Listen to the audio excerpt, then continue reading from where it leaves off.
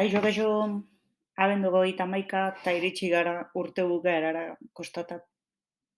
Eta egun batzuk huts egin da, baino erronka lortua. Bai, hoxe. Venga, gaurko egunez, duela 40 urte, 1982ko abenduaren 31an, Euskal Telebista emititzen hasi zen. Helen Elizarralde eta Mari Jose Intxaustik aurkeztu zuten lehen emanaldi hura, eta Carlos Garaikoetxea lehendakariaren urtezarreko mezua igorri zuten. Akta fundazionaletan jaso zutenez, Euskal Irrati Telebista euskara normalizatzeko helburuarekin sortu zen.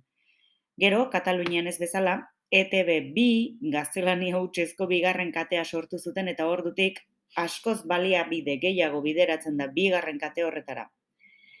Eta benduze QR batean minutuak ikusi, lehen minutuak bideoan. Hale, aio moteiek!